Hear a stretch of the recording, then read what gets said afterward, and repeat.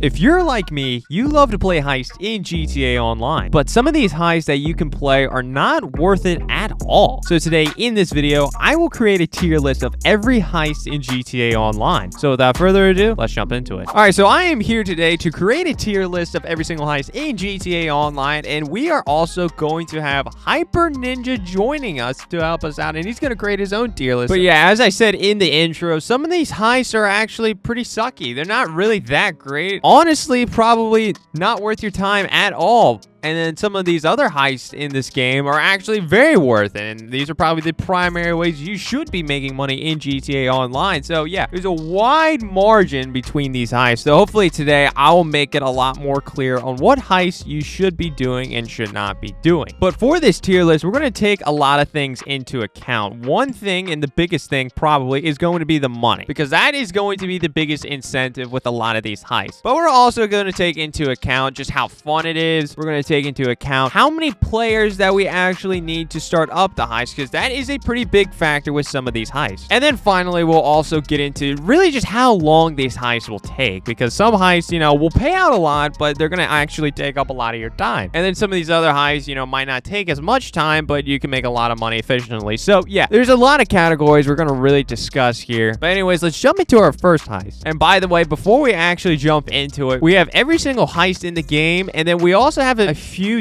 different other things that aren't technically called a heist, but the way they play out, it really is just like a heist. It's just not called a heist. So we're just lumping that in with all the rest of these heists. And this first thing that we're going to be talking about is going to be kind of fitting into that category, because the first thing that we are talking about is going to be the Cluckin Bell farm raid. Now, obviously with the Cluckin Bell farm raid, it's not technically called a heist, but really the way how it plays out, it's pretty much a heist. Hyper, what do you think of the Cluckin Bell farm raid? Where are you ranking it on your tier list? All right, so I'm looking back at the footage, and actually Hyper Ninja's audio did not record right, which is very unfortunate because he had some very good opinions on some things. But you'll get to see where he's ranking these heists, but we won't get the why. We won't get the why. So yeah, he put it at the top tier, best of the best. And honestly, Hyper, I agree with you. I think it deserves to be at that top tier. Yeah, I pretty much second everything Hyper Ninja said, and I'll add one thing to it.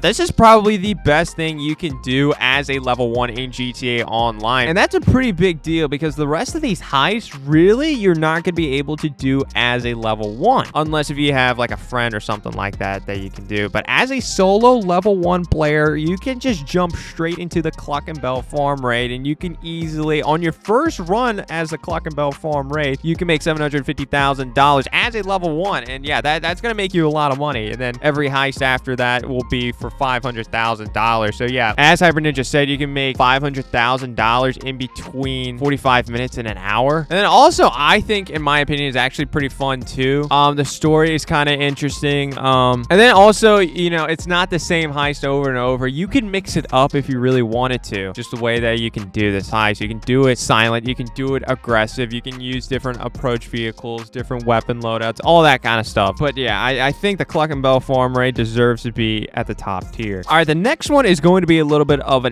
more interesting one. It's actually going to be a group of different like jobs listed all into one, because they pretty much pay out roughly the same. But yeah, we're going to include all of these from this category except for one, which we will talk about that one later. But anyways, we are talking about the Autoshop contracts as a whole. Now, Hyper Ninja, how do you feel about Autoshop contracts? Yeah, Hyper Ninja put it in the worth it category. I'm putting it in the meh category, and I'm putting it in the meh category just because, one, it doesn't pay out great. You're probably sitting roughly at $170,000 every single time you do an Autoshop contract, except for the one that we will talk about later on in this video. Now, you know, with all these Autoshop contracts, there is a little bit of a different story, so that makes it a little bit more fun in my opinion. And usually this should take roughly 30 minutes of your life do this. So it is pretty quick to do, and you know, you can do this solo, but just for, you know, just for like the low amount of pay that you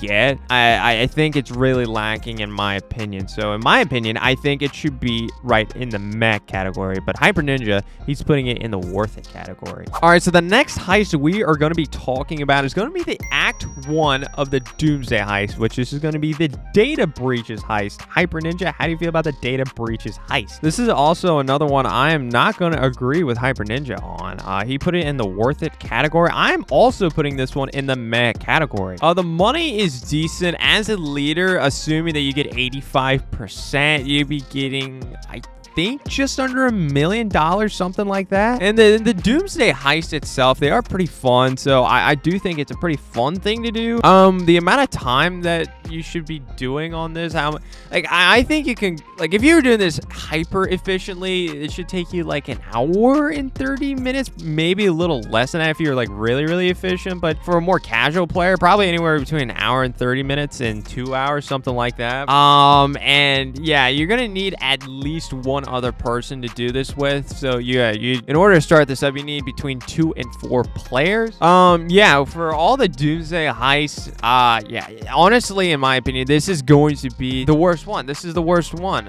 Even as far as like the fun category, I do think the other Doomsday Heists are a little bit more fun than this one. But you know, it's just setting up the story. That's what this heist is really meant to do. It's really setting up the story for the rest of the heist. But anyways, yeah, I'm putting the data breaches heist in the meh category. Hyper Ninja put it in the worth it category. All right, so now we are getting back into the one Autoshop contract I left out, because this one deserves to be in a separate category of its own, or maybe not a separate category. It should be talked about separately. And this one's going to be the Union Depository contract. Hyper Ninja, how do you feel about the Union Depository contract? Yeah, Hyper Ninja, he put it in the worth it category. I'm also going to put it in the worth it category. We finally agree on one. Yeah, the money, this is the big difference between the other Autoshop contracts, because it's going to take roughly the same amount of time. You can still do this solo, but yeah, the money, you can pay $300,000 for completing this. You get $300,000 for completing this.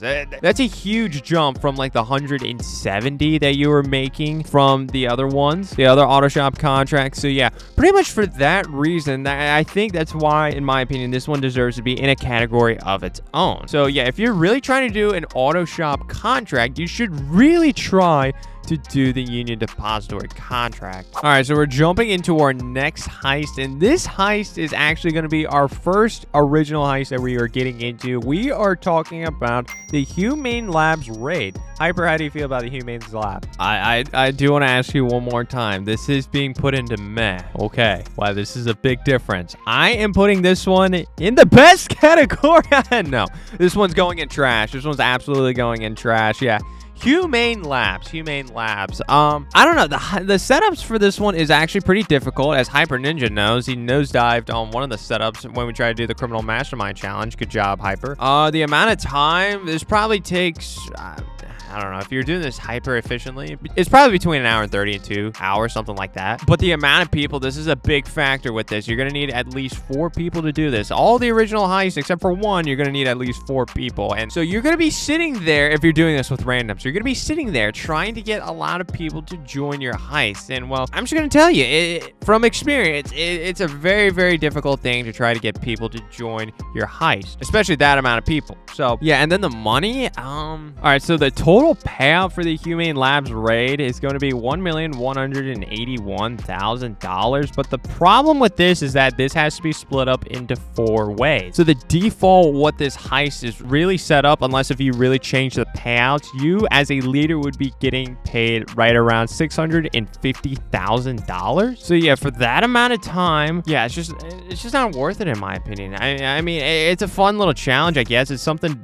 fun to do once, and honestly, it's a little nostalgic for me as you know, someone that played GTA a long time ago when these heists actually paid out good. But aside from the nostalgia aspect of it, it's really not worth doing at all. But yeah, I'm putting it in the trash category, and Hyper Ninja, he's putting it in the meh category. All right, so our next heist that we were talking about is going to be that silent and sneaky approach for the Diamond Casino heist. Hyper, how do you feel about it? All right, Hyper Ninja, you put it in the top tier. I am not agreeing on this. I am putting it in worth doing. Now, yeah, in my opinion, it obviously it's well, worth doing, but I think there's a little bit holding it back. And what's holding it back, in my opinion, is actually the difficulty. Hyper, he really didn't discuss how hard it is. Yeah, you can get the hang of it, but if you cannot get the hang of the silent and sneaky approach, oh my goodness, it is going to be a tough time. And pretty much if you don't get the hang of it and if you get caught, then you're just turning it into an aggressive approach, but yeah, you have silent weapons. So yeah, you're not equipped to do that at all. But the money, this is actually probably the best paying Diamond Casino heist that we're going to be talking about. We're going to be talking about all three approaches. The silent and sneaky approach is probably the best as far as money if you get the secret safe twice, because you can get it twice during the silent and sneaky approach. And then yeah, it'll probably take you what, like an hour to an hour and 30 to do this, I think, something like that, which is not bad. But yeah, just the finale itself, it's a little bit difficult just because of how precise you have to be during the silent and sneaky approach. It's a little bit difficult, but the payout is great. This is not a payout issue. This is not a time issue. It's a little bit difficult in my opinion during the finale, but yeah, it's definitely worth doing, but it's not the top tier. All right, staying with the Diamond Casino heist, the next one is going to be the Big Con approach. Hyper, how do you feel about the Big Con approach? Yeah, I'm agreeing with Hyper Ninja on this one. As Hyper Ninja said, bish bash bosh, you just go in, grab the money, and get out. The Big Con approach is so much easier than the silent and sneaky approach. The silent and sneaky approach, like you have to be precise when doing it. The Big Con approach, if you do it the right way, yeah, you don't even have to be precise. You can just walk in, just walk right past a bunch of guards, no problem. So yeah, when we're talking about these heists, we're talking about the best way to do it. Yeah, for the Big Con approach, we're going to be getting the Groupier outfit, and then we're also going to be having an exit disguise on the way out.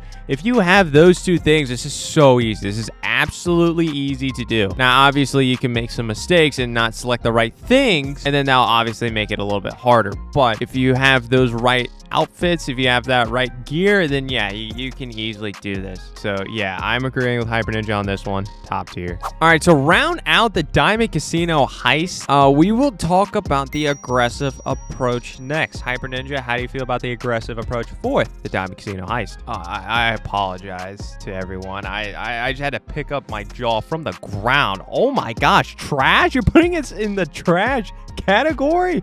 Oh my god. Once you said trash, my jaw just dropped to the floor. Oh, I quite literally had to pick up my jaw off the ground. It was wow. With how things were going with Hyper Ninja, I predicted he was going to put it in the worth it category. That's why I am so shocked he put it in the trash category. I'm putting this in the meh category. So yeah, I definitely agree with Hyper Ninja that this is by far the worst Diamond Casino heist approach that you can do, but it's not that bad. It's not trash bad. It's not trash bad, but it's not that bad. The payout for this is going to be way worse. Or, okay, not way worse. It's going to be a decent amount less though than the silent and sneaky and the Big Con approaches, but in my opinion, at least compared to the silent and sneaky approach, it's a lot easier. There's nothing precision about it. You just go in and you just shoot a few people, but you know, pow pow pow, you know, make your way through. And the big reason that you don't get paid as much for this is, you know, you go in aggressively, you already raise the alarms to the entire Diamond Casino. You're not gonna have as much time in the vault to grab your vault content, so that's a big deal. You're not getting as much content, but anyways, it's still easier in my opinion compared to the silent and sneaky approach. It's just a silent sneaky approach. It pays a lot more than the aggressive approach. And I don't know if I mentioned this either. With all of these Diamond Casino heists, you're gonna need at least 2 people to play this heist. So you're also at whim to whoever you get to do this heist with. So that's another factor. But anyways, in my opinion, it deserves to be in the meh category. But Hyper with the trash. Oh my god. Okay. All right, so the next heist we're going to get into is going to be the Cayo Perico heist. Hyper, how do you feel about the Cayo Perico heist? All right, so I'm putting this in the best category. Yeah, the money for this is incredibly nice. Like you're getting paid rough. If you're doing this solo, you're gonna be getting right at $1 million pretty much, unless if you get a pink diamond. And the big thing with this is that you can do it in under an hour. I think when I'm really dialed in, I can probably do this between 45 and 50 minutes, but for most people it's going to take right at an hour. So yeah, you get $1 million per hour, which yeah, that's pretty good. And obviously you can do it solo. That's pretty much what I'm calculating that off of. But yeah, as Hyper kind of alluded to, if you get a little more people, you get a little bit more of a payout as a leader, but the finale is going to be a little bit more difficult to do, at least in my opinion. But yeah, I think the only thing really lacking with the Cayo Perico heist is just the overall fun with it. And it might not be that Cayo Perico heist itself, it's kind of more of just us in the community just playing it over and over again. So it can get to the point where it's like, oh, another Cayo Perico heist. But at the same time, this is the best money making method in the game. But yeah, I'm putting this in the best category. This is the top tier. So the next heist we are getting into is going to be the prison break heist. Hyper, how do you feel about the prison break heist? All right, so Hyper Ninja, he actually persuaded me. He actually persuaded me. I originally had this in the not worth it category. I'm gonna slide it up to the meh category. Now let's throw the money aspect away. Let's just throw that away for a second. I do think the prison break heist is pretty fun. I do think it's pretty fun. I don't understand why a lot of people just put it as like the hardest heist in the game, or maybe not the hardest heist, but like one of the hardest heists in the game. I really don't think so. I really don't think so. I don't know if they just don't have like the right people in the right situations or whatnot in the right roles, but I don't know. I think it's pretty fun. We have to break into the prison. We have to get a guy and take him out of the prison and then regroup in a plane and then make our getaway on a plane. It's actually pretty fun. And then the setups for this is actually pretty easy. Compared to the other original heists, it's actually one of the quicker ones because you only have to do 4 setups instead of 5. But yeah, the downsides of this is that the money. Yeah, the money's not great with this. As a leader, assuming you get 55% of the pay cut, and assuming this is also on hard difficulty, you're getting $481,000, which obviously that's not great. You're gonna need 4 people to do all the setups and the finale with. I don't know, I'll give it a wider range, anywhere between like an hour and 2 hours, just depending on if you can get people in your heist or not. But yeah, I have a fun time doing the prison break heist. It's something that I actually enjoy doing. I think for me, it belongs in the meh category. The next heist we're jumping into is going to be act number 3 of the Doomsday Heist, the Doomsday scenario. Hyper, how do you feel about it? Yeah, I'm actually also gonna put this in the top tier, the Doomsday scenario. The money, like the overall sum of money, is actually going to be the most you can get out of any of these heists. Assuming this is on hard difficulty, assuming you're getting 85% of the pay cut, you would be making $1,912,000. So yeah, the overall sum is going to be the most out of any of these heists. And you're going to need at least one other person to do this with, but you can do this with up to 4 people. But it is going to take you a little bit of time to do. Probably say it's going to take you closer to 2 hours. I'd say anywhere between 2 and 3 hours to complete. But the main reason I'm putting this in the top tier is because of just how fun it is. I really enjoy, personally, a challenge in GTA Online. Like, as you know, I play a lot of GTA Online, and to be honest, there's not a lot of things in this game that are very, very challenging. So yeah, when there is actually something that's pretty challenging in GTA Online, I do like it. I really do like it. So like the Ludendorff Cemetery Survival that just came out this past week, that's pretty challenging. That is actually pretty challenging, and just because of how challenging it is and how much like I really had to like work out exactly how I had to complete that, I really enjoyed it. I think that's the reason why I'm putting this in the top tier. All right, the next one we're jumping into is going to be the Series A funding heist. Hyper, how do you feel about it? Honestly, Hyper, I don't know what you mean. I don't think it deserves to be in the meh category. I think it deserves to be in the trash category. Now, Trevor being in this heist is pretty cool, but that's pretty much the only thing going with the Series A funding heist. I think if Trevor really wasn't with this heist, I think there'd be a ton of people demanding this heist to be removed from the game. Okay, I might be going a little crazy with that statement, but I mean, there's nothing going with this heist. Like, this pretty much pays out the same as the prison break heist, but you have to do an extra setup, and you're also going to need at least 4 people to start this up, or no, you need exactly 4 people to start this up, all the setups and the finale. The setups are pretty long. That's a big thing, and some of them are pretty difficult too. That's annoying with this one. The prison break setups are really easy, and they're not that long. These are pretty long. The Series A funding heist setups are pretty long. And then, yeah, as Hyper alluded to, the finale is a little bit of a letdown, and the finale is really, really easy. This is very contrary to the Doomsday scenario finale. The Doomsday scenario finale is really, really difficult. The hardest heist in GTA Online. The Series A funding heist could go down as the easiest heist in GTA Online. It really could.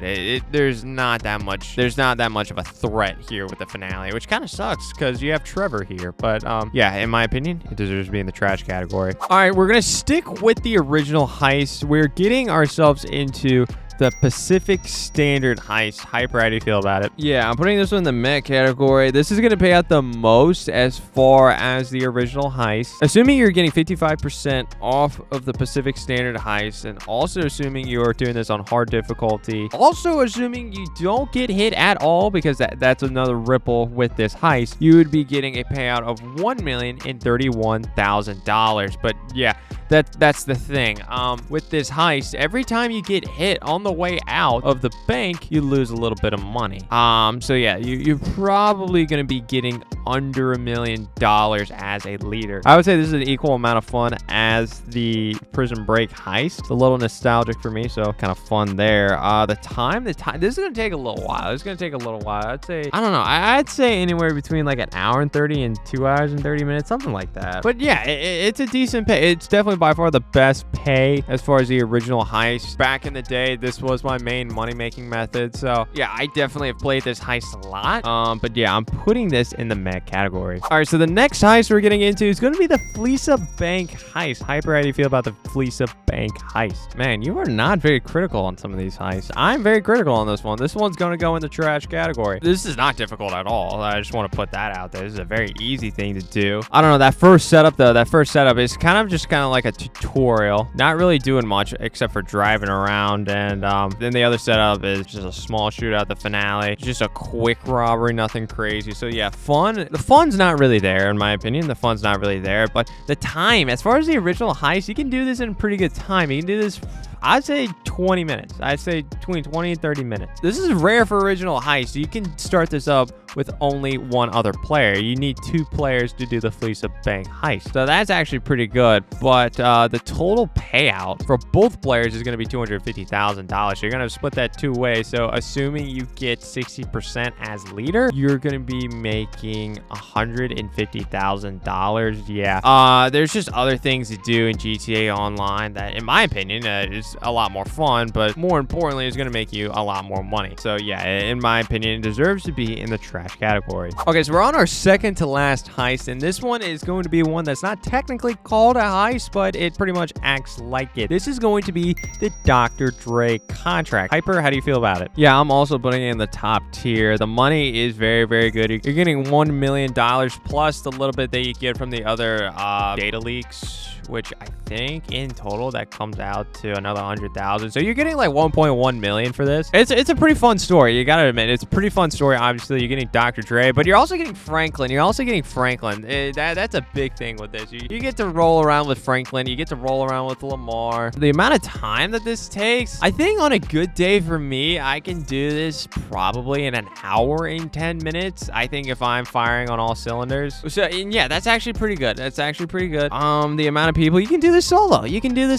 There's really not a glaring flaw with this. So yeah, Dr. Dre contract, you're going in the top tier. And the final heist we are going to be talking about is going to be act number 2 of the Doomsday Heist. This is going to be the Bogdan problem. Hyper, how do you feel about the Bogdan problem? So yeah, the Bogdan problem, I am also putting it in the worth it category. The Bogdan problem, I think this one's actually more efficient as far as making money. Now, the Doomsday scenario, you make more money. money. But the Bogdan problem, you can complete it quicker. It's a little bit quicker. You have one less setup, and I think either 1 or 2 less prep work missions. And then the missions itself are a little quicker. If you absolutely want to grind out money with the Doomsday Heist, act number 2 is probably your best way. Yeah, it's probably your best method if you're strictly looking at money. But yeah, in my opinion, it's just not as fun as the Doomsday scenario. Like I said with the Doomsday scenario, I love a good challenge. The Bogdan problem is really not going to present a reasonable challenge to me. I shouldn't have to think twice about it. So yeah, it's not as fun as the Doomsday scenario heist. The Doomsday scenario heist is just so fun because of just how challenging it can be. So yeah, that's why I'm putting it in the worth it category. It's still a very, very good heist. All right, that's going to be our tier list. That's going to be me and Hyper Ninja's tier list on every single heist in GTA Online. Let me know what you think in the comment section below. Do you agree with some of our opinions? I mean, Hyper Ninja was all over the place. I might have been a little bit all over the place, but oh my goodness, Hyper Ninja was all over the place. So you can roast my selections in the comments section below too if you think I made a silly decision with one of these. But oh, it's okay. I don't mind. Whatever. Let me know. Let me know what you think. Let me know what you think. Make sure you check out this video right here if you want to see the vehicles that nobody talks about but are actually pretty good in GTA Online.